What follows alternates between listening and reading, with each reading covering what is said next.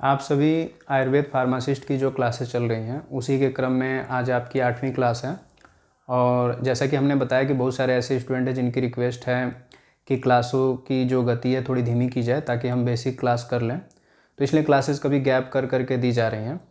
आज की क्लास 8वीं क्लास है, आयुर्वेद परिचय पे ही आधारित है और आपके रेगुलर सिलेबस है आपका, उससे ही क्लास चल रही है। तो आज की क्लास में हम टॉपिक स्टार्ट करेंगे 3 ऐषणाओं की। 3 ऐषणाओं के बाद हम पढ़ेंगे वैद्यकीय आचार संहिता। तो ये 2 टॉपिक कोशिश करेंगे कि इस क्लास में ख़त्म हो जाए।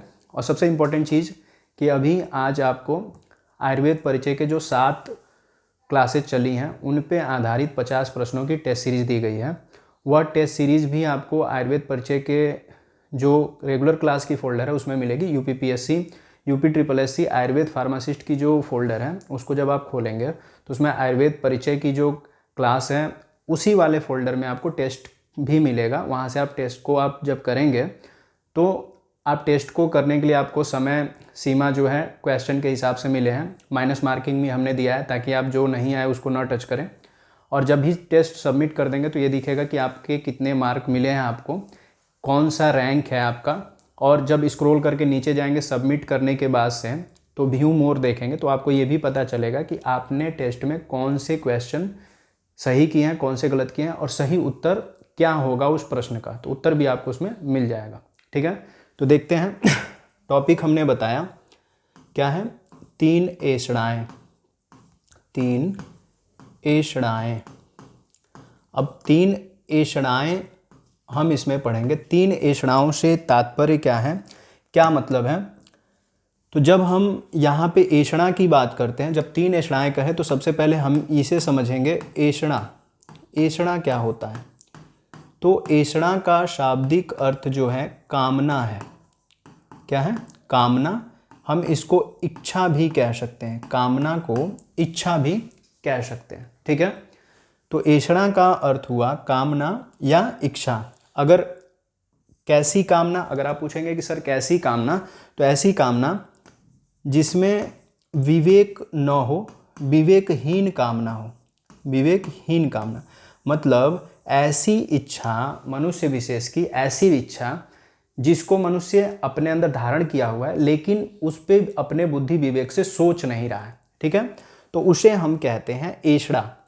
तो ऐषणाएं हमारे मस्तिष्क के अंतर्गत बहुत सारी जो है इच्छाएं हैं, कामनाएं हैं, लेकिन कुछ ऐसी कामनाएं हैं जिससे मनुष्य जो है भोग विलास में लिप्त हो जाता है या उसका सर्वनाश हो जाता है। तो वैसी ही 3 ऐषणाएं जो हैं आयुर्वेद में सम्मिलित हैं, जिसमें सबसे पहली जो ऐषणा है उसे हम कहते हैं वित्तैषणा। वित्तैषणा, ठीक है। दूसरी ऐषणा जो है जिसको कहते हैं पुत्रैषणा। पुत्रैषणा।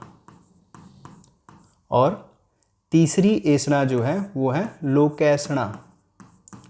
लोकैषणा, ठीक है। एक एक को समझेंगे डिटेल में। तो ये जो ऐषणाएं, जो 3 ऐषणाओं का टॉपिक है, इन्हीं पे आधारित है ये जो 3 ऐषणाएं हैं। ठीक है, तो तीनों ऐषणाएं जो हैं क्या है, मनुष्य विशेष की मन की एक कामना है जो मनुष्य स्वयं से रखता है। इस लोक में रह रहा है, पृथ्वी पे रह रहा है, तो उसकी ये कामनाएं उससे जुड़ी हुई हैं। ठीक है, एक एक को समझते हैं। सबसे पहले हम समझेंगे जो वित्तैषणा है उसे। वित्तैषणा है क्या, वित्तैषणा, तैषणा। ठीक है, तो अगर हम इसे अलग करेंगे तो यह 2 भाग में बढ़ जाएगा। कौन कौन से भाग में, वित्त, धन, ऐषणा। वित्त, धन, ऐषणा। अब यहां पे समझे वित्त क्या है। वित्त किसको दिखा रहा है, अर्थ को। वित्त किसको दिखा रहा है, अर्थ को। और ऐषणा किसको दिखा रही है, इच्छा या कामना को। ठीक है, पहले ही हमने बता दिया ऐषणा का मतलब क्या हुआ, कामना। तो वित्त अर्थ को दिखा रहा है और ऐषणा इच्छा या कामना को। अर्थ क्या है, अर्थ है धन, संपत्ति। अर्थ क्या है, धन, संपत्ति। ठीक है, तो अगर किसी के मन में अर्थ की कामना है, संपत्ति की कामना है, तो माना जाएगा वह उसके अंदर जो ऐषणा है वह ऐषणा क्या है, वित्तैषणा है। ठीक है, अब ये ऐषणा मनुष्य रखता क्या है, महत्वपूर्ण क्या है, इसमें याद करने वाली चीज़ क्या है, आप यह बताओगे कि मानव को यह लगता है कि पृथ्वी पर सभी सुख संपत्ति की प्राप्ति का एकमात्र साधन अर्थ यानी धन है। तो मतलब जो भी मनुष्य हैं उन्हें यह लगता है कि पृथ्वी पे जो सुख साधन का एकमात्र जो जरिया है, जो माध्यम है, वो क्या है, अर्थ यानी कि धन है। और इसकी धन की लालसा के लिए, धन प्राप्ति के लिए वो हर वो कार्य करता है जो उसे धन प्राप्त करा सके। तो वह कार्य गलत भी हो सकते हैं, लोभपूर्ण भी हो सकते हैं, चोरी भी हो सकती है, बहुत सारे गलत कार्य भी हो सकते हैं जिससे वह धन प्राप्त करना चाहता है।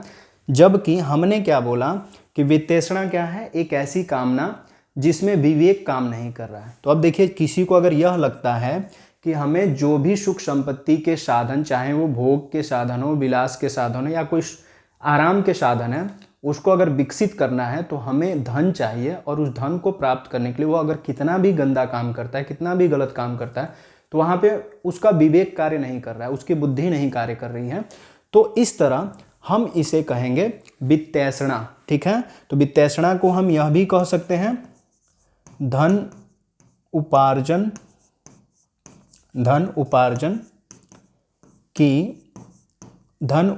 की चाह। ठीक है, या धनोपार्जन भी लिख सकते हैं, धनोपार्जन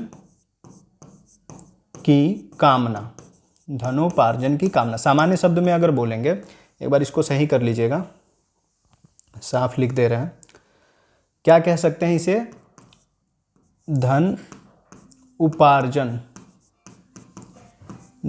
उपार्जन हो गया, या धनोपार्जन।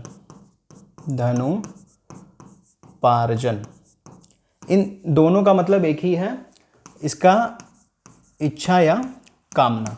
ठीक है, धन प्राप्त करने की ललक, चाहत या इच्छा, इसी को हम कहेंगे वित्तैषणा या धन प्राप्त करने की इच्छा। ठीक है, समझ में आ गया होगा। दूसरा देखते हैं। अब धन कामना के बाद से जो चीज थी वह क्या थी, जिसको हमने आपको बताया पुत्रैषणा। क्या था, पुत्रैषणा। अब पुत्रैषणा कहिए, अब जब इसको अलग हम करेंगे, पुत्रैषणा को अलग करेंगे, तो दो चीजें निकल के आ रही हैं, एक आ रहा है पुत्र और एक आ रहा है ऐषणा। अब वही चीज यहां पे समझ लीजिए, पुत्र ऐषणा का मतलब, पुत्र का मतलब संतान, ठीक है, और ऐषणा का मतलब कामना। तो संतान की कामना अगर मनुष्य विशेष रख रहा है तो उसे हम पुत्रैषणा कहेंगे। तो आप यहाँ पे ये मत समझिएगा कि पुत्र का मतलब बस लड़के से है, शिशु से है, बालक से है, ऐसा नहीं है। आपको पहले से पता है कि जितनी भी आयुर्वेद संहिताएं हैं वहाँ पे, चाहे अथर्ववेद को ही ले लीजिए, ज़्यादातर युक्ति जो है पुत्र प्राप्ति के लिए ही बताई गई थी। ठीक है, तो प्राचीन काल से ही जो संतान उत्पत्ति की जा रही है उसमें पुत्रों को ज़्यादा श्रेष्ठता, जो पुरुष प्रधान जो समय था उस समय प्राचीन काल से ही पुरुषों को प्रधानता दी गई। तो इसलिए ज़्यादातर जो उत्पत्ति के जो कार्य भी किए जाते हैं, संतान उत्पत्ति की जो औषधियाँ वगैरह भी बताई गई हैं संहिताओं में, तो वो पुत्र प्राप्ति के लिए ही बताई गई हैं। इसलिए यहाँ पे ऐषणा में भी पुत्रैषणा ही शब्द जो है सम्मिलित किया गया। तो पुत्र का मतलब हम ये बता रहे हैं आपको कि संतान, चाहे पुत्र हो या पुत्री हो। अब पुत्रैषणा का मतलब कि जो कामना है, पुत्र की जो कामना है उसकी बात की जा रही है, पुत्र की कामना की बात की जा रही है, चाहे वह, हमने कॉमनली लिख दिया संतान की कामना। ठीक है, अब ये संतान की कामना मनुष्य क्यों करता है, मनुष्य यह चाहता है, मनुष्य चाहता है कि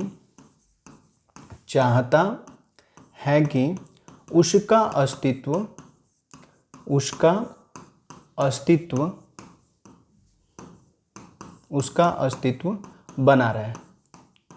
या उसका वंशानुक्रम चलता रहे, वंशानुक्रम चलता रहे। इसलिए वह संतानोत्पत्ति करता है। क्या करता है? संतानोत्पत्ति करता है। ठीक है। अगर मनुष्य के मन में ये भावना नहीं रहती कि उसका अस्तित्व खत्म हो जाएगा, तो वह संतानोत्पत्ति नहीं करता। वह यह चाहता है कि हम हैं तो हम खत्म हो जाएंगे, हमारी मृत्यु हो जाएगी तो हमारा वंश खत्म हो जाएगा। इसलिए वह चाहता है कि संतान उत्पत्ति करके अपने वंश का क्रम चलते रहने देना चाहता है। तो यहाँ पे पुत्र ऐषणा का मतलब, यहाँ पे भी अगर देखें तो विवेक काम नहीं कर रहा है। अब उसी पुत्र की जो चाहत है, पुत्र या पुत्री के लिए, अब मनुष्य क्या करता है? पुत्र या पुत्री के लिए जीवन भर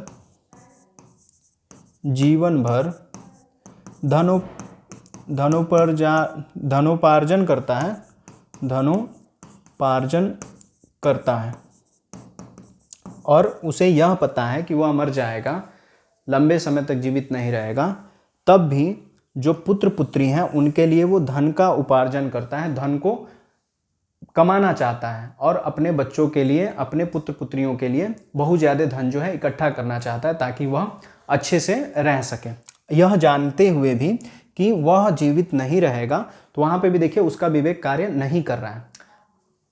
जबकि कोई भी माता पिता अपने पुत्र पुत्रियों के लिए बहुत सारा धन जो उपार्जन करना चाहते हैं, अच्छा जीवन देना चाहते हैं, और वही जब बड़े होते हैं पुत्र पुत्री, तो माता पिता के साथ बहुत सारे जो दुर्व्यवहार है करते हैं।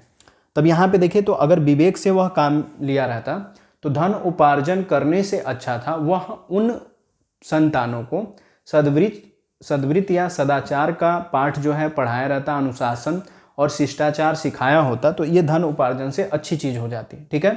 तो एक हो गया पुत्रैषणा और एक हो गया वित्तैषणा। तो वित्तैषणा में धनुपार्जन और पुत्रैषणा में पुत्र की उत्पत्ति और उनके लिए सुख साधन इकट्ठा करना। ठीक है।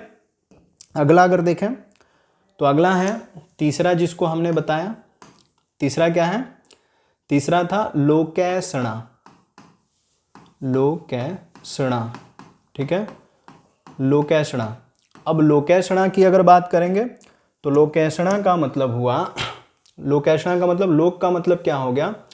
लोक का मतलब मोक्ष या स्वर्ग की चाह कर रहा है, मोक्ष या स्वर्ग की चाह, और ऐषणा का मतलब कामना। ठीक है। तो स्वर्ग की चाह, मोक्ष की चाह या उसकी कामना करना। ठीक है। अब यहाँ पे हम लोक अगर समझें, लोक, अब लोक तो ऐसे जगह की बात हो रही है जो मनुष्य ने देखा ही नहीं है, और वह दूसरे लोग की, यहाँ के लोग की बात नहीं कर रहा। मनुष्य के मस्तिष्क में एक चीज़ रहती है कि हम अच्छा चीज़ करेंगे तो हमारे साथ अच्छा होगा, हम स्वर्ग में चले जाएंगे। ठीक है। या हमें मोक्ष प्राप्त होगा, पाप नहीं करना है, खराब काम नहीं करना है, ये जान करके। जबकि यह भी अगर देखें तो विवेक पूर्ण जो है तथ्य नहीं है, ये विवेक पूर्ण नहीं है। अगर विवेक इसमें बुद्धि काम करती तो ऐसा लोग नहीं सोचते। लेकिन यहाँ पे लोग को हम इस चीज़ से भी समझ सकते हैं, जो है सम्मान, मान सम्मान जिसको हम कहते हैं, मान सम्मान, पद,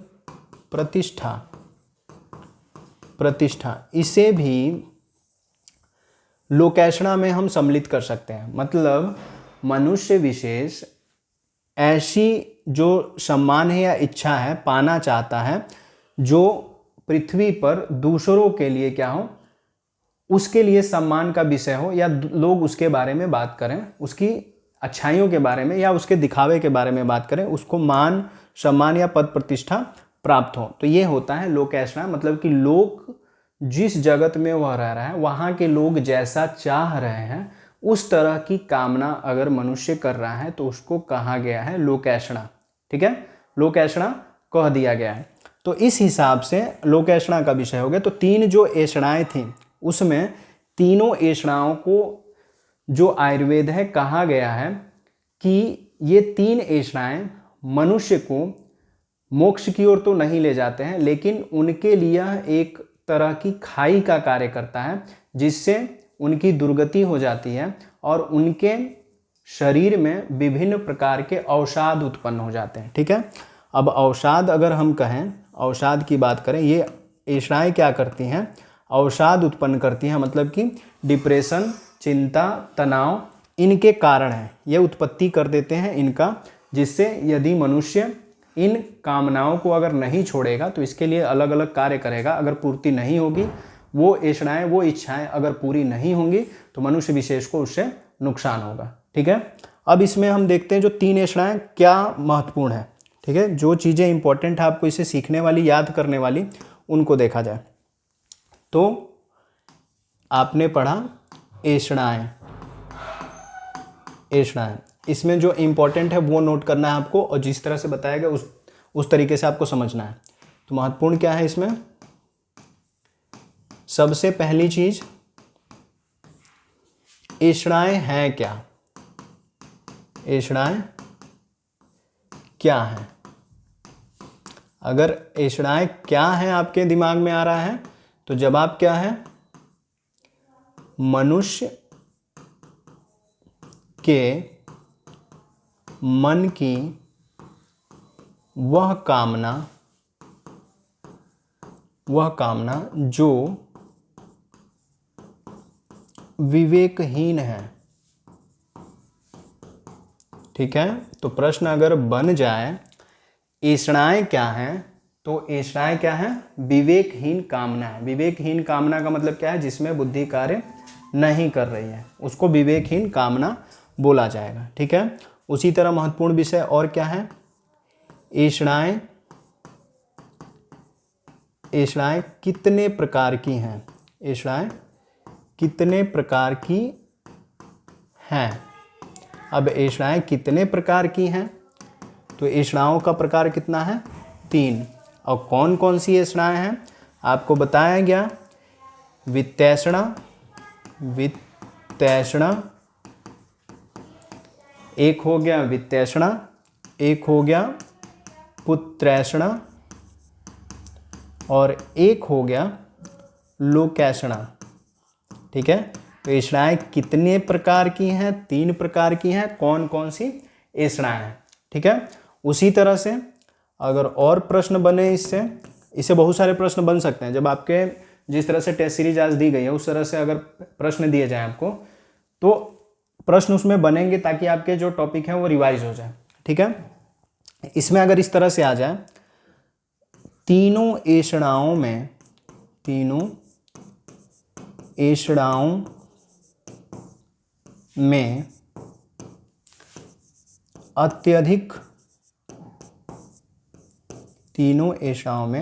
अत्यधिक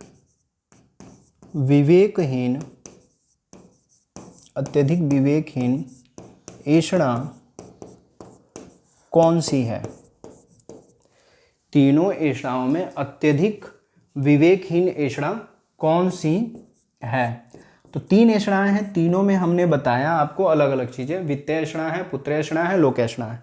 ठीक है, तो आप देखिए जो वित्तैषणा है, जिसमें अर्थ की प्राप्ति की जा रही है, धन की प्राप्ति की जा रही है, धन की चाहत की जा रही है, वही एक ऐसी ऐषणा है जो तीनों जगह पे कार्य करे। पुत्रैषणा में भी क्या है, पुत्र की प्राप्ति तो चाह ही रहा है, लेकिन साथ में यह भी इंसान चाह रहा है कि पुत्र प्राप्त हो, साथ में हम क्या करें, उसके लिए धन उपार्जन भी करें। तो सबसे विवेकहीन ऐषणा जो है कौन सी है, वित्तैषणा।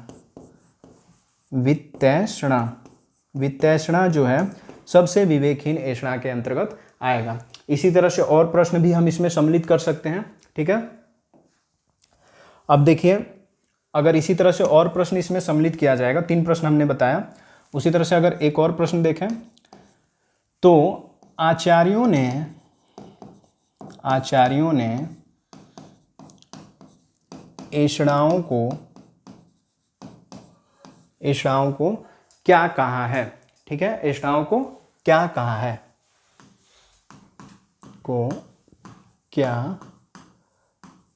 है, ठीक है, तो आचार्यों ने ऐषणाओं को क्या कहा है, मोक्ष में पड़ने वाली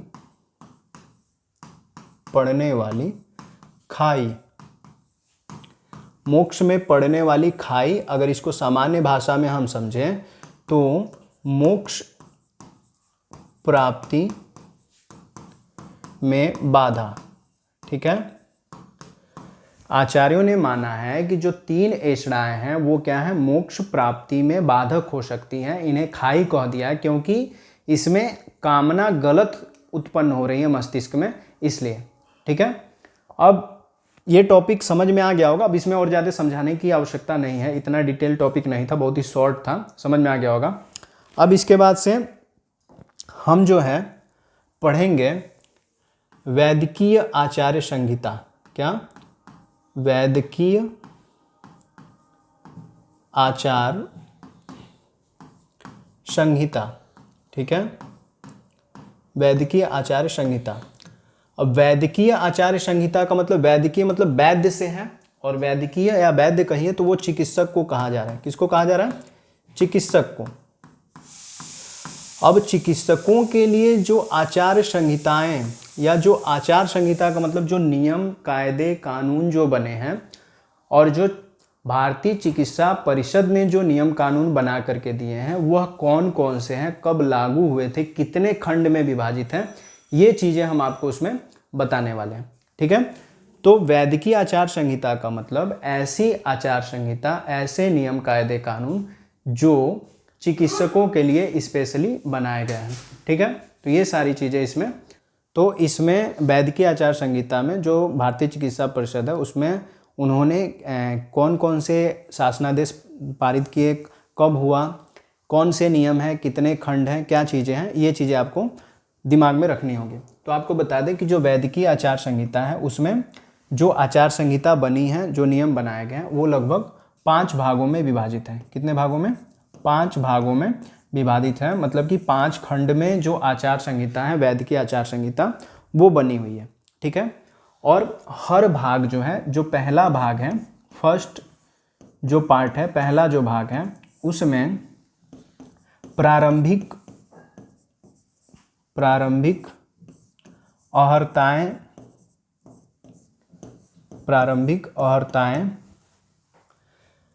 अहर्ताएं जो है चिकित्सकों के लिए, प्रारंभिक अहर्ताओं के बारे में चिकित्सकों के लिए वो भाग 1 में बताया गया है। ठीक है, और भाग 2 जो है उसमें आचार संहिता के अंतर्गत ही चिकित्सकों के लिए शिष्टाचार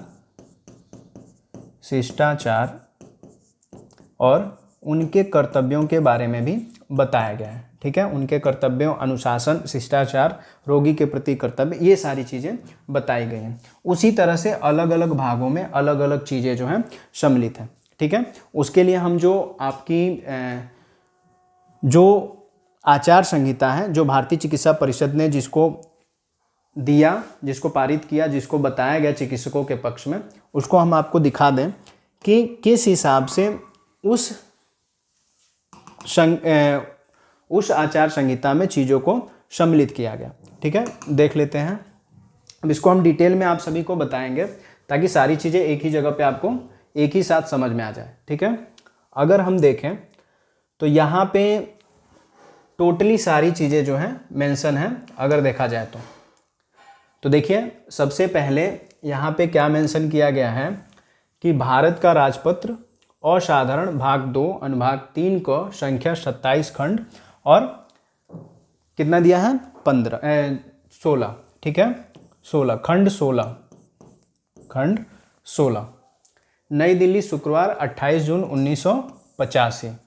पृष्ठ क्रमांक 1 से 6, 6 पन्नों का है ये अनुभाग, जिसमें सारी चीज़ों को मेंशन किया गया है। ठीक है, समझते हैं। सबसे पहले कहाँ से ये निकला है? तो स्वास्थ्य और परिवार कल्याण मंत्रालय, भारतीय चिकित्सा केंद्रीय परिषद द्वारा इस चीज़ को पारित किया गया है, निकाला गया है। अब इसमें क्या चीज़, जो सबसे याद करने वाली जो चीज़ है उसमें यह है कि भारतीय चिकित्सा के व्यवसायी किसे बोला गया? भारतीय चिकित्सा के व्यवसायी, जो चिकित्सा का व्यवसाय कर रहे हैं या चिकित्सा के पेशे से जुड़े हुए हैं। ठीक है, तो भारतीय चिकित्सा के व्यवसायी उन्हें कहा जा रहा है। वृत्तिक आचरण और शिष्टाचार स्तर तथा आचार संहिता विनिमय 1982। ठीक है, 15 मई 1986 को यथा विद्यमान। विनिमय जो है 1982 है और 15 मई 1986 को जैसा था उसी तरह से यहाँ पे इस चीज़ को वहाँ पे रखा गया है। ठीक है, आगे देखते हैं कि इस संहिता के अंतर्गत क्या क्या चीज़ें जो हैं सम्मिलित हैं जो खास हैं। ठीक है, अब याद करने वाली चीज़ क्या है, जैसे हमने अभी बताया आपको, भाग जो है लगभग 5 भागों में विभाजित है। तो जो पहला भाग है आप देख सकते हो, पहले भाग में क्या है, पहले भाग में क्या है, प्रारंभिक जो चीज़ें हैं, जिसमें सबसे पहली चीज़ क्या है, संक्षिप्त नाम और प्रारंभ। ठीक है, जिसमें क्या कह रहा है, इन विनियमों का संक्षिप्त नाम भारतीय चिकित्सा के व्यवसायी जिनको वृत्तिक आचरण और शिष्टाचार स्तर तथा आचार संहिता विनिमय 1982 है। देखिए संक्षिप्त नाम और प्रारंभ क्या है, इसका प्रारंभ कब हुआ, 1982 को, कब हुआ है, 1982 को, और इसका संक्षिप्त नाम क्या है, संक्षिप्त नाम भारतीय चिकित्सा के व्यवसायी, क्या नाम है इसका, भारतीय चिकित्सा के व्यवसायी। ठीक है, दूसरे में क्या कह रहा है, ये राजपत्र में प्रकाशन की तारीख को प्रवृत्त होंगे। ठीक है, परिभाषाएं क्या दिखा रही हैं इसमें कि किस कार्य क्षेत्रों में यह निहित है। तो परिभाषाएं अगर देखें तो क्या क्या चीज़ें जो हैं आचार संहिता में सम्मिलित हो सकती हैं। ठीक है, सबसे पहली चीज़ क्या कह रहा है, इन विनियमों में जब तक कि संदर्भ से अन्यथा अपेक्षित न हो, जब तक कि संदर्भ से अन्यथा अपेक्षित न हो, तो अधिनियम से भारतीय चिकित्सा केंद्रीय परिषद अधिनियम 1970 का 48 अभिप्रेत है। मतलब कि जब तक इसके बारे में न कहा जाए तब तक जो पहले का जो नियम है 1970 वाला, ये लगा ही रहेगा, 1982 वाले पे काम नहीं होगा, ये कहने का मतलब है। ठीक है, अब इसमें बहुत सारी घोषणाएं हैं जो की गई हैं, लेकिन हमें जो समझना है वह चीज़ क्या है, आचार संहिता। ठीक है, तो आचार संहिता आपकी भाग 2 से शुरू होती है। किससे शुरू होती है, भाग 2 से। तो हमने इसलिए आपको ये चीज़ दिखाई कि आपको ये लगे कि नहीं सर अपने तरीके से बस कुछ भी बता दे रहा है, ऐसा नहीं है। आचार संहिता के अंतर्गत जो महत्वपूर्ण चीज़ें हैं वही बताई जा रही हैं, आपको पढ़ना क्या है। तो आचार संहिता का मतलब क्या, आचार का मतलब क्या है, आचरण, और संहिता का मतलब जो नियम के विरुद्ध ना हो, नियम के अंतर्गत हो। ठीक है, तो आचार संहिता किनके लिए, चिकित्सकों के लिए। ठीक है, उनके आचरणों से संबंधित, तो वह जो भारतीय संहिता में सम्मिलित है। तो क्या कह रहा है यहाँ पे, आचार संहिता को मेन जो भाग 2 का सबसे महत्वपूर्ण जो बिंदु है वो क्या है, रोगियों और जनता के प्रति भारतीय चिकित्सा के व्यवसायियों का वृत्तिक आचरण और शिष्टाचार, कर्तव्य और बाध्यताएं। ठीक है, आप लोगों को पता नहीं सही से दिख रहा होगा कि नहीं, इसको थोड़ा सा और बड़ा कर देते हैं हम। ठीक है, थोड़ा सा और बड़ा कर देते हैं। ठीक, अब देखते हैं तो क्या बताया गया कि जो भी इसमें जो घोषणाएं हैं, जो चीज़ें सम्मिलित हैं, जो भी चीज़ें सम्मिलित हैं, उसमें जो भाग 2 है उसमें साफ साफ यह चीज़ मेंशन है, साफ साफ लिखा हुआ है, क्या चीज़, कि जो भी व्यवसायी हैं उनके वृत्तिक आचरण और शिष्टाचार, कर्तव्य और बाध्यताएं इसके अंतर्गत ही होंगी, इससे बाहर की नहीं होंगी। ठीक है, जिसमें पहला बिंदु क्या कह रहा है, अब आपको जो हेडिंग है वही, बाकी हम ये PDF आपको क्लास के बाद देने वाले हैं, आप इसको सम्मिलित कर सकते हैं, पढ़ सकते हैं। ठीक है, जो हेडिंग है वो हम बता रहे हैं। आचार संहिता के भाग 2 का सबसे महत्वपूर्ण बिंदु, जो पहला बिंदु है, क्या है, भारतीय चिकित्सा के व्यवसायियों का चरित्र। ठीक है, इनका चरित्र कैसा होना चाहिए उस पर बात दिया गया है, उस पर बल दिया गया। ठीक है, तो चरित्र की अगर बात करेंगे तो इसमें लिखा हुआ है कि वह सच्चा होना चाहिए, ईमानदार होना चाहिए, और रोगियों को निरोग करने वाली कला के साथ उसमें हस्तकौशल होना चाहिए, रोगियों की इलाज करें, उनको अच्छा मतलब कि सही करें, रोग विमुक्त करें, ऐसा चरित्र होना चाहिए। तो चरित्र के हिसाब से अगर हम देखें तो क्या कह रहा है, विनम्र होना चाहिए, संयमी होना चाहिए, धैर्यवान होना चाहिए। ठीक है, और बिना उत्तेजना के अपने कर्तव्य का पालन करने वाला हो, तत्पर हो, अपने जीवन के समस्त कार्यों में कर्तव्यपरायण होगा। ठीक है, तो इतनी जो विशेषताएं हैं उसके अंतर्गत होनी चाहिए। ठीक है, दूसरे पॉइंट पे चलते हैं। तो दूसरा पॉइंट क्या कह रहा है उसे भी देखते हैं। दूसरा पॉइंट कह रहा है कि अब देखिए दूसरे पॉइंट में कह रहा है भारतीय चिकित्सा के व्यवसायियों के अपने रोगियों के प्रति कर्तव्य। तो पहला क्या कहा कि उनका किस तरह से कैरेक्टर होना चाहिए, व्यक्तित्व कैसा होना चाहिए, कर्तव्य किस हिसाब से होना चाहिए। अब कह रहा है कि रोगियों के प्रति उनका कर्तव्य कैसा होना चाहिए। तो रोगियों के प्रति उनका कर्तव्य कैसा होना चाहिए, जिसमें कह रहा है कि वह किसी भी परिस्थिति में, परिस्थिति चाहे कैसी भी हो, यदि रोगी बुलाए तो, देखिए क्या कह रहा है, आपातकाल में रोगियों के बुलावों का प्रतिचार करने के लिए तैयार रहेगा। मतलब कि उसे कभी भी यदि रोगी बुला रहा है तो उसके लिए उसे तैयार रहना होगा और हर परिस्थिति में रोगी की चिकित्सा के लिए उपस्थित होना पड़ेगा। जिस प्रकार की चिकित्सा उसे आती है वह उस प्रकार की चिकित्सा देगा। अगर उससे नहीं हो पाता है तो बंद लिफाफे में अपने आदेश को या उसको ट्रांसफ़र करने के लिए, रेफ़र करने के लिए दूसरे अस्पताल में लिखित में देगा। ठीक है, ये भी कहा गया है। अगला देखते हैं। अब देखिए एक चीज़ और कह रहा है जो कि बहुत महत्वपूर्ण है।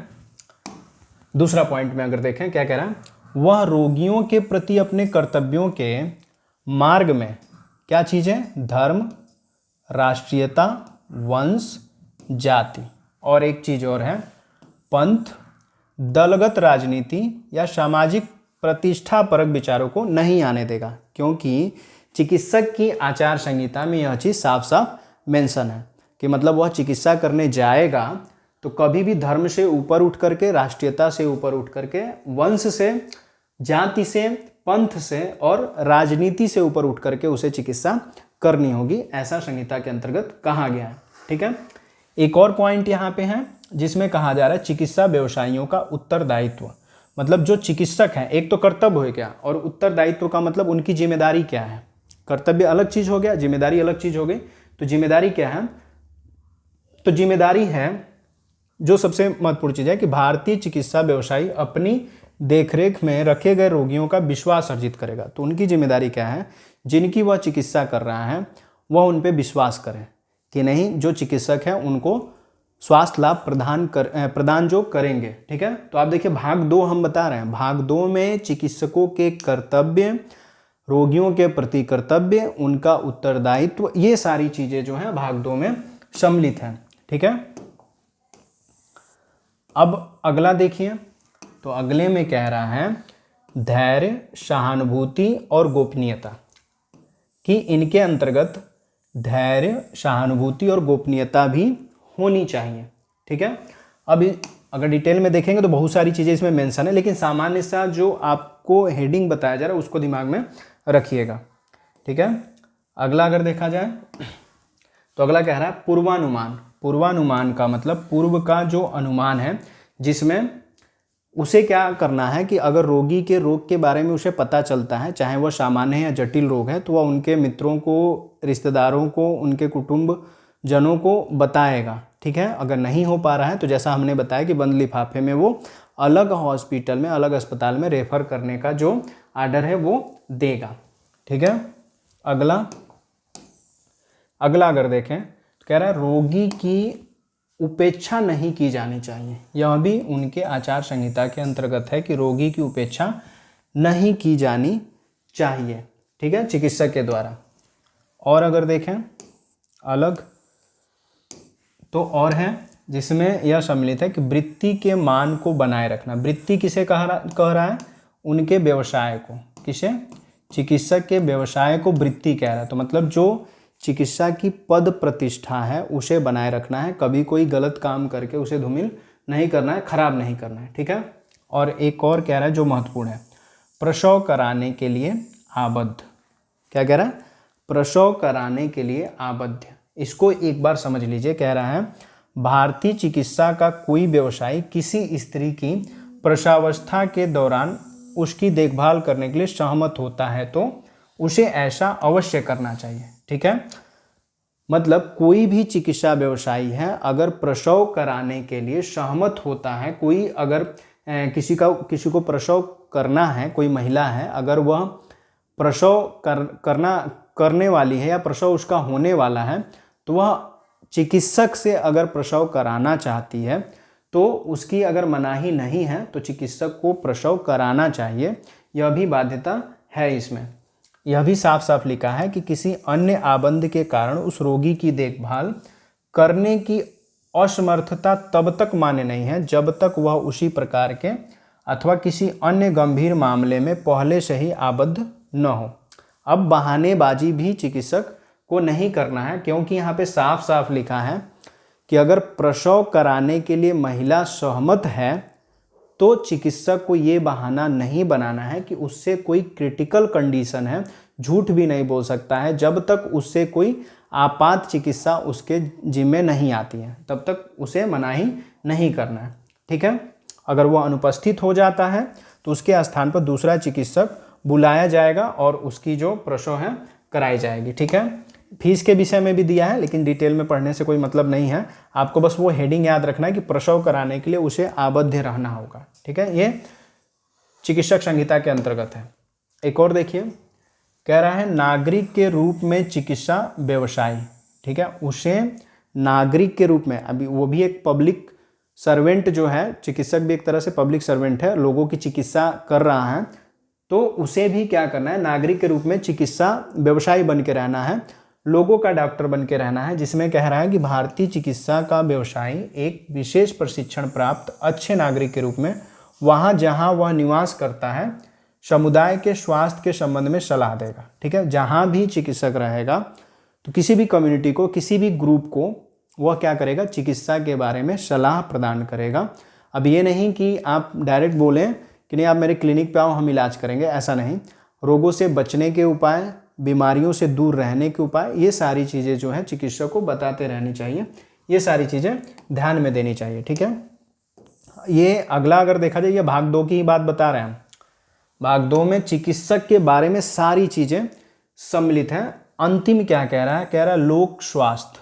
लोक स्वास्थ्य का मतलब कि लोगों के स्वास्थ्य के बारे में उसे ध्यान रखना है। जैसे भारतीय चिकित्सा का व्यवसायी जो विशेषतः लोक स्वास्थ्य के कार्य में संलग्न हो, महामारियों और संचारी रोगों की रोकथाम के लिए संबंध में जनता को जानकारी देगा। अभी बताया आपको, तो जो भी चिकित्सक है, भारतीय चिकित्सा का व्यवसायी है, तो उसे लोगों को जागरूक करते रहना चाहिए कि महामारी कोई अगर फैलती है तो कैसे बचा जाएगा, बीमारियों से कैसे बचेंगे, रोग हो जाता है तो चिकित्सा किस हिसाब से करेंगे, क्या चीज़ें होंगी, ये सारी चीज़ें वह बताएगा। ठीक है, तो भाग 2 में चिकित्सक के संबंध में जितनी चीज़ें कही गई थी वो आपको हमने बताया। अब बात करते हैं भाग 3 की।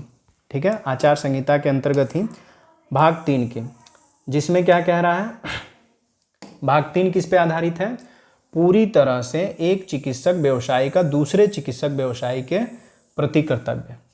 पहले भाग में प्रारंभिक चीज़ों के ऊपर ध्यान दिया गया, दूसरे भाग में चिकित्सक के कर्तव्य, व्यवहार रोगी के प्रति और उसकी जो उपलब्धियां हैं, किस कार्य से उसको प्राप्त होंगी, इस तरह की बातें वहाँ पे की गई थी। लेकिन भाग 3 में क्या चीज़ सम्मिलित है, एक चिकित्सा व्यवसायी का दूसरे चिकित्सा व्यवसायी के प्रति कर्तव्य। मतलब कि यदि कोई एक डॉक्टर है तो दूसरे डॉक्टर के प्रति उसका क्या कर्तव्य होगा, या कोई एक चिकित्सक है और कोई डायग्नोस्टिक सेंटर है या प्रयोगशाला है जहाँ पे जांचें होती हैं, उसके प्रति उसका क्या कर्तव्य है। तो उसमें सबसे पहली चीज़ क्या मेंशन करके आ रहा है, चिकित्सा व्यवसायियों की एक दूसरे पर निर्भरता। मतलब जो भी चिकित्सा व्यवसायी हैं वो एक दूसरे पे निर्भर रहें, जैसे एक पड़ोसी दूसरे पड़ोसी के ऊपर निर्भर रहता है। तो कभी कुछ हॉस्पिटल अगर अगल बगल में है तो किन्हीं के पास अगर ऑक्सीजन सिलेंडर नहीं है तो दूसरे हॉस्पिटल में दे दें, इनके पास दवाइयाँ नहीं हैं तो इनको दे दें, इनके पास बेड नहीं है तो रोगी को ये एडमिट कर ले। तो कहने का मतलब यह है कि इनकी निर्भरता जो है एक दूसरे पे होनी चाहिए। ठीक है, दूसरा कह रहा है व्यय के लिए प्रतिकर। व्यय के लिए प्रतिकर, इसको थोड़ा सा हम समझेंगे कि व्यय के लिए प्रतिकर में क्या चीज़ सम्मिलित है। तो यहाँ पे देखिए, कह रहा है कि भारतीय चिकित्सा का व्यवसायी सभी चिकित्सा व्यवसायियों और उनके निकटतम कौटुंबिक आश्रितों को अपनी निःशुल्क सेवाएं प्रदान करने को सौभाग्य मानेगा। अब देखिए एक चीज़ और कह रहा है कि धन लाभ से सबसे महत्वपूर्ण चीज़ क्या है कि रोगी का जब इलाज कर रहे हैं तो उसको रोगी की दुआ लगेगी, वह एक अच्छा कार्य कर रहा है, ऐसा मन में रख करके चिकित्सा करनी चाहिए। और ये जो सरकारी है या प्राइवेट है, सभी के लिए नियम है। अब ज़्यादातर आप देखें तो प्राइवेट जो अस्पताल हैं वो इस समय क्या कर रहे हैं, पैसा धन उगाही का एक माध्यम समझ लें चिकित्सा को, लेकिन उन्हें ये भी समझना चाहिए कि जो रोगी हैं उनका इलाज करें तो सही होंगे, तो उनको इस चीज़ को निःशुल्क में अगर इलाज कर रहे हैं तो उनको ये सौभाग्य समझना चाहिए। ठीक है, जब उसे किसी अन्य चिकित्सा व्यवसायी या उसके आश्रितों की देखभाल करने या उन्हें सलाह देने के लिए दूर से बुलाया जाता है तो यात्रा एवं अन्य आनुषंगिक व्ययों के लिए उसकी प्रतिपूर्ति की जाएगी। ठीक है, अब ये सरकारी चिकित्सक की बात हो रही है, जो भी संहिताएं हैं यहाँ पे, लेकिन हम कह रहे हैं कि नियम दोनों को मानने चाहिए।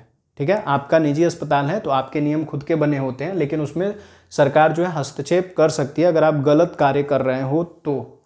लेकिन यहाँ पे क्या कह रहा है कि यदि चिकित्सक किसी का इलाज करने के लिए दूर जा रहा है, कभी चिकित्सक को किसी ने बुलाया, वह दूर जा रहा है, तो सरकार उसके खर्चे देगी। ठीक है, जाने आने का जो खर्चा है वो देगी या उसको वो मिलना चाहिए।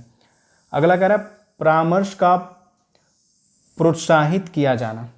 तो ये चीज़ क्या है कि गंभीर रुग्णावस्था में, विशेषतः संशयपूर्ण अथवा कठिन अवस्थाओं में चिकित्सा व्यवसायी परामर्श का अनुरोध कर सकता है। मतलब अगर किसी को बहुत जटिल कोई बीमारी है तो उसमें वह परामर्श दे सकता है कि आपको क्या करना चाहिए, कहाँ पे इलाज कराना चाहिए, अच्छे अस्पताल कौन से, किस डॉक्टर को दिखाना चाहिए यदि वह चिकित्सा नहीं कर पा रहा है।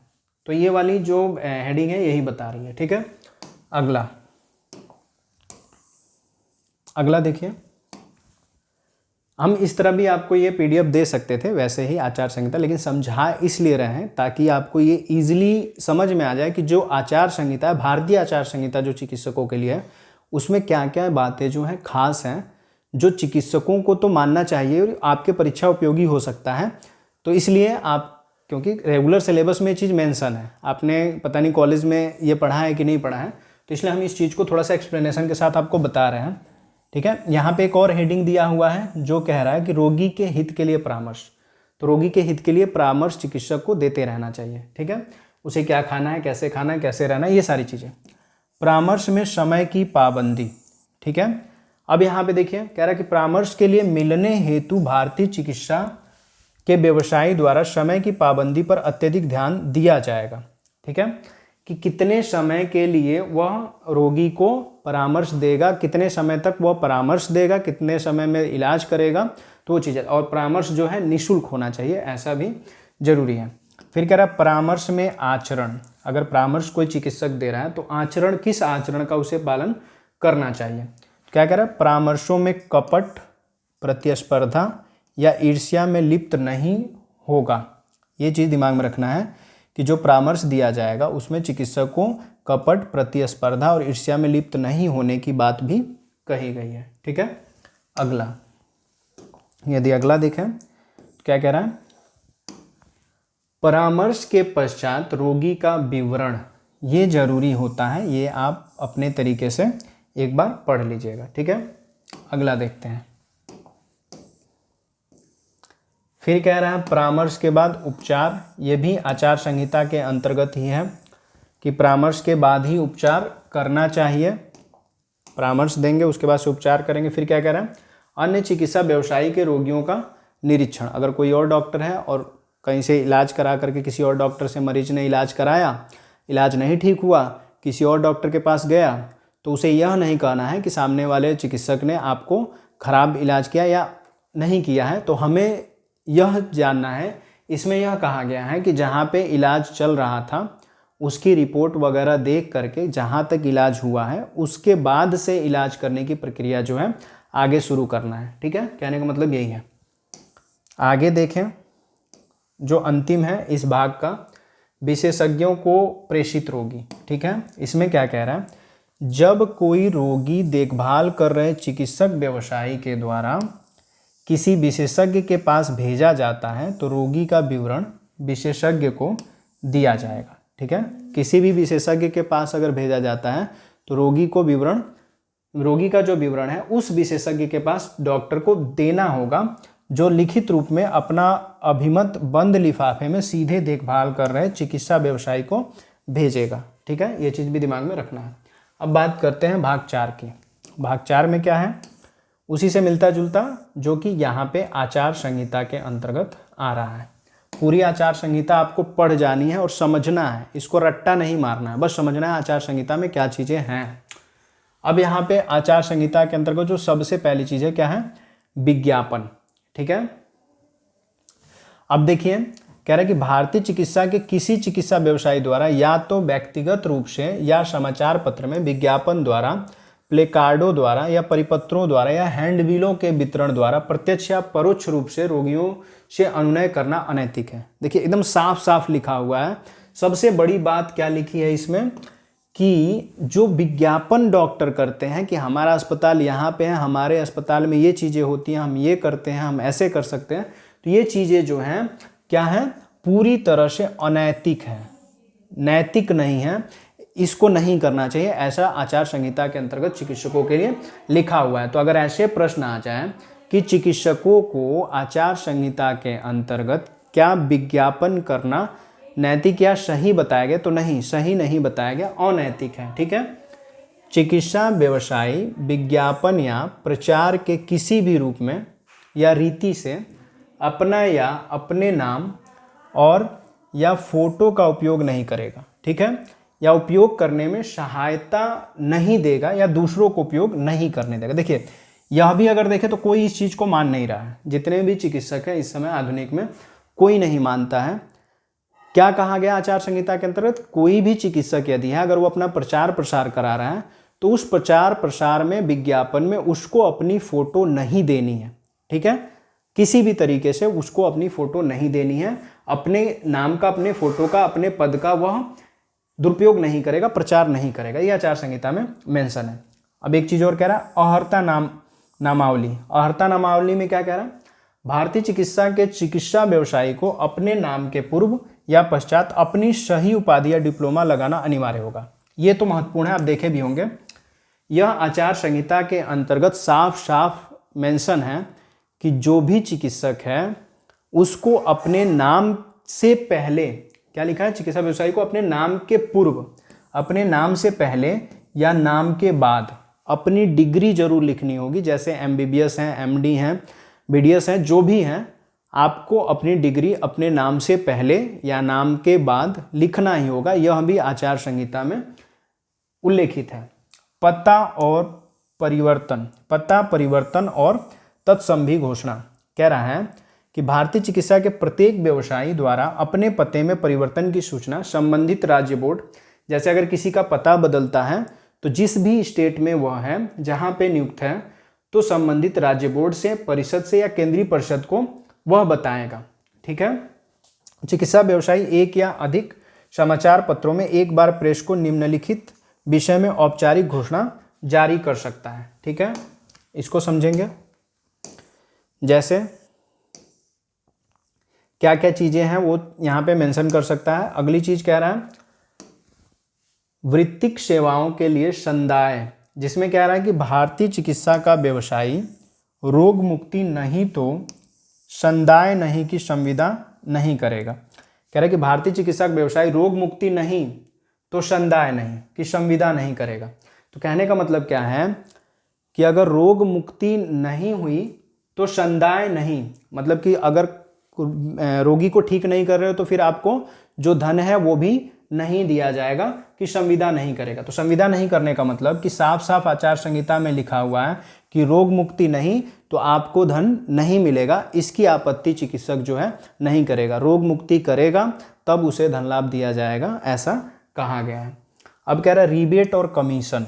इसमें कह रहा है भारतीय चिकित्सा का व्यवसायी किसी रोगी के चिकित्सकीय शल्य चिकित्सकीय या अन्य उपचार के लिए निर्देशित करने, सिफारिश करने या उपाप्त करने के प्रतिफल स्वरूप या उसके बदले में कोई उपहार, उपदान, कमीशन या बोनस नहीं देगा। ठीक है, उसकी याचना नहीं करेगा या उसे प्राप्त नहीं करेगा।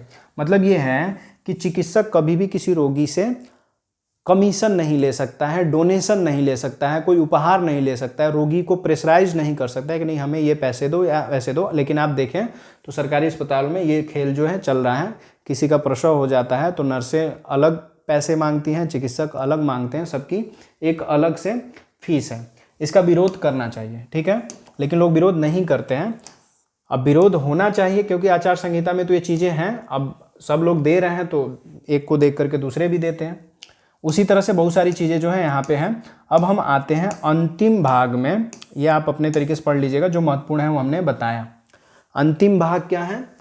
प्रशासनिक कार्रवाई पे है। ठीक है, प्रशासनिक कार्रवाई बहुत महत्वपूर्ण है, क्योंकि प्रशासन जो है कोई गलती करेगा तो उसको दंड देगा, अब चाहे वो चिकित्सक ही क्यों ना हो। तो इसमें पहला 32 का पहला जो भाग है वो क्या कह रहा है? 5वें में केंद्रीय परिषद भारतीय चिकित्सा व्यवसायों की जानकारी में उन अपराधों की जो वित्तीय औचार गठित करते हैं निम्न सूची लाना चाहती है, और अधिनियम के अधीन अथवा किसी राज्य में तत्सम प्रवृत्त ऐसे चिकित्सा व्यवसायियों का रजिस्ट्रीकरण विनियमित करने वाली किसी विधि के अधीन उनके विरुद्ध अनुशासनिक कार्रवाई प्राधिकृत कर सकती है। मतलब कि अगर कोई चिकित्सक गलत कार्य किया या सही से चिकित्सा नहीं किया, रोगी की मृत्यु हो जाती है, तो उनका लाइसेंस रद्द हो जाएगा, रजिस्ट्रेशन जो है रद्द हो जाएगा। उसके अतिरिक्त भी उसके ऊपर कार्रवाई की जा सकती है। ठीक है, अगला जो है वह रोगी के साथ जो अलग अलग चीज़ें हैं, चिकित्सक के समक्ष जो चीज़ें हैं वो यहाँ पे मेंशन की गई है। अंतिम में यह सारी चीज़ें करने के बाद से जो भी आचार संहिता है उसको करने के बाद से एक घोषणा पत्र का प्रारूप है। इस घोषणा पत्र के प्रारूप पर जो चिकित्सक है सारी चीज़ें पढ़ने के बाद से, जो भी चीज़ें हैं ये चिकित्सक के लिए सब जब वह पढ़ लेंगे, पढ़ने के बाद से उन्हें क्या करना है? पूरा नाम, तारीख, पता लिख करके यह जो है हस्ताक्षर कर देना है। ठीक है, तो ये हो गई आचार संहिता की बात। तो हमने इस क्लास के अंतर्गत क्लास 8 में 3 ऐसड़ाएँ और वैद्यकीय आचार संहिता को पढ़ा। आगे के टॉपिक अगली क्लास में आपको दिए जाएंगे।